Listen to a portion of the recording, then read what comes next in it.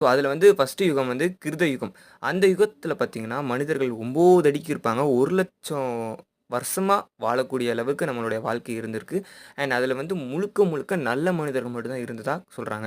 அதுக்கு அடுத்தபடியா திரேதா யுகம். இந்த யுகத்தில தான் ராமர் அவர்கள் பொறந்ததாகவும், அண்ட் இந்த யுகத்தில இருக்கக்கூடிய மக்கள் எல்லாமே 8 அடி உயரத்துக்கும் 1000 வருடங்கள் வாழக்கூடிய அளவுக்கு அவங்க லைஃப் ஸ்பேன் இருந்திருக்கு. அண்ட் இதில வந்து ஒரு மோஸ்ட்டா எல்லாருமே நல்ல மனிதர்களாகவும், கொஞ்சம் மோசமான கெட்ட மனிதர்கள் வாழ்ந்துட்டு இருந்திருக்காங்க. அதுக்கு அடுத்த யுகம் தான் துவாபர யுகம். இந்த யுகத்தில தான் கிருஷ்ணரும், பலராமன் இந்த கதையெல்லாம் நீங்க கேட்டிருப்பீங்கள்ல. ஸோ இவங்களுடைய காலகட்டம் தான் இது.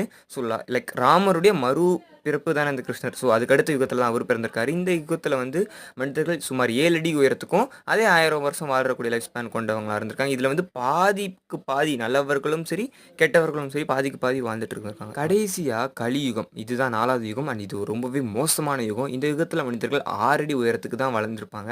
இப்போ இருக்க